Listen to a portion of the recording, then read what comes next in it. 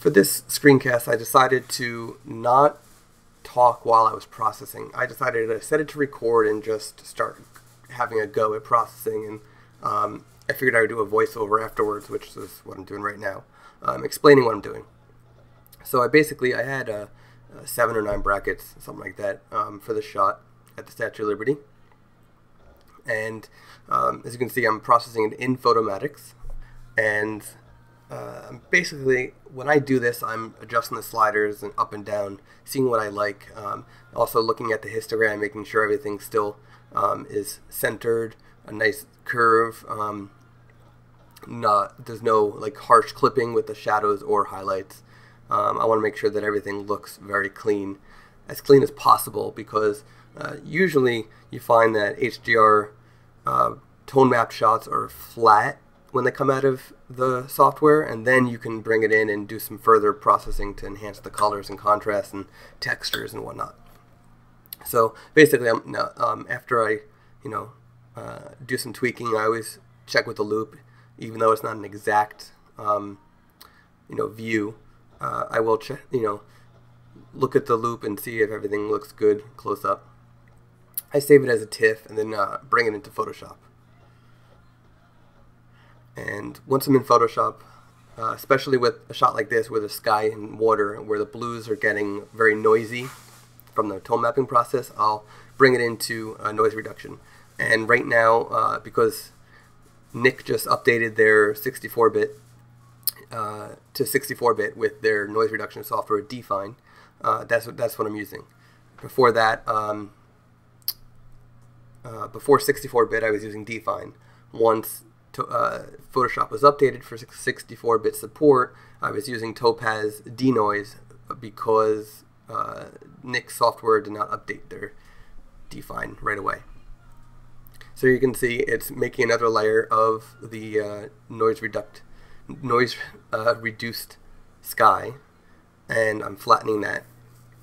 And now I'm going to bring it into On1 Photo Tools.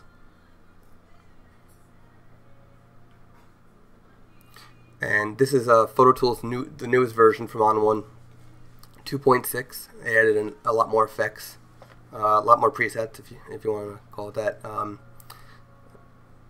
And it's a really nice tool, very powerful, very quick, and they have masking built in, which is nice.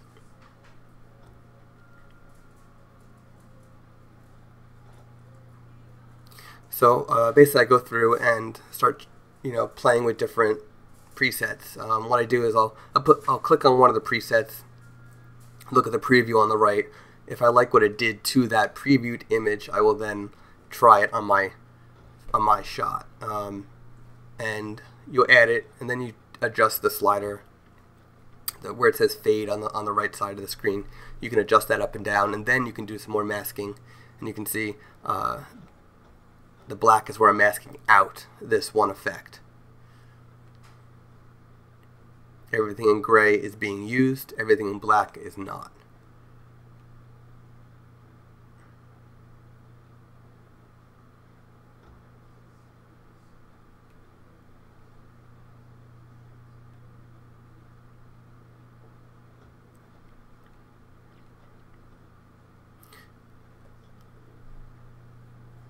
So the grunge effect is a really neat effect I use a lot to bring out some more detail and texture and contrast in a shot, but for this I don't need it, so I wound up disabling the view of it, so it's not coming up at all. One of my favorite effects is the Hollywood intensity, which a lot of people use. It's very popular, but I find that I use Deep Forest more than Hollywood intensity. They're very similar,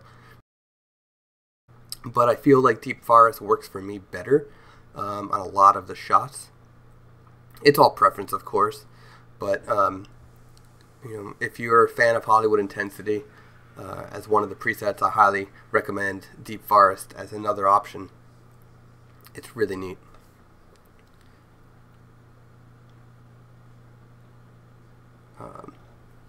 I don't think I used it in this shot specifically. Summer was really nice. It brought out a lot of color, a lot more vibrancy in the color.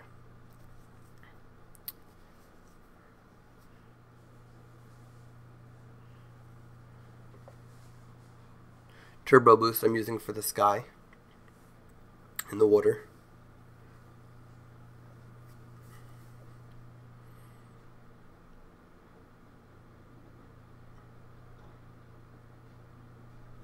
Again, you're masking out anything you don't want with that effect. What's really nice about Photo Tools is, there's Deep Forest. I'm about to add Deep Forest. Watch what it does. It adds a lot, and then you bring it down to just enough of that glow that you want. The reason why I chose Deep Forest originally is actually because of the preview image. I thought it was a really cool effect that it added to the shot, so I wound up trying it on my own, and I love that effect. So anyway, so Photo Tools is cool because when you hit OK, it adds another layer to your image. It doesn't just override. And it doesn't do a mask. You can create a mask from it, but it doesn't make a layer mask. It actually just makes a whole other layer. So it basically takes your base layer, adds all these actions, and does all of your effects automatically, as you can see, which takes a while depending on how big your image is and how many effects you've added. But it does all this, and then you wind up with an extra layer in the end. And it's called Photo Tools. So it even names it for you, which is nice.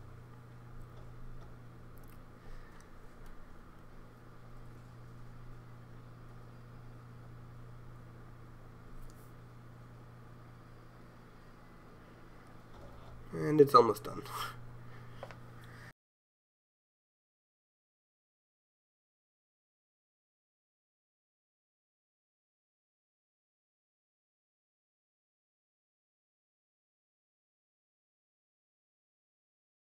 And there we go.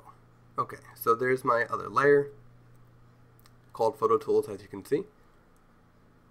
And then what I'm going to do is I wanted to add a little bit of a tilt shift effect to this. Since I took the shot, I got an actual tilt shift lens, but you know, I really like the shot and the angle I was at, so I figured, you know, why not just add a little tilt shift to it.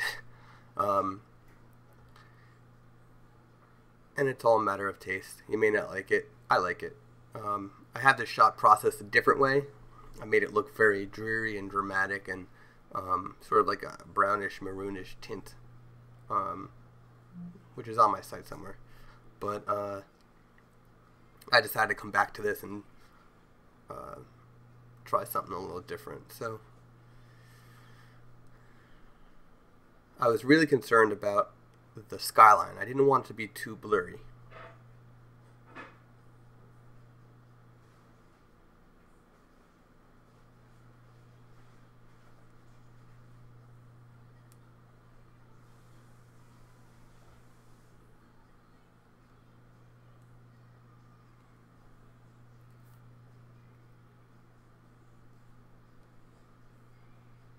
And there we go. So then, after I have my final image in Photoshop, I save everything as a TIFF. So I'll flatten the layer, save it as a TIFF, and I'll bring it into Lightroom. And when I'm in Lightroom, if I need to do any lens correction, I'll do that. If I need to do some more final tweaks, I'll do that. So you'll see I will, first thing is I was using the 14-24 when I took this from Nikon, which is really great, but it still has a little distortion, which you'll find once I do put on the lens correction, you'll see how much distortion there really was. But actually the first thing I'm doing is checking that what I was focusing on is still sharp. So I'll just add a little bit more sharpness just in case, just enough. And then I will go and do my lens correction. So watch what happens. The 14, because this was shot at 14, and quick and easy from Lightroom, just fixes it just enough. And then saturation. I drop saturation -20, but then I'll counter it with 20 vibrancy. I like the color that comes out of vibrancy a lot more than saturation. And that's pretty much it. That is my final image. From there, I will export it and upload it to wherever I need. So right now it's on my SmugMug account. It's on my website. Actually on this blog post. So if you like what I did, please leave a comment. If you have any questions about what I did, please leave a comment. I'll be happy to answer anything I can. And thanks for watching.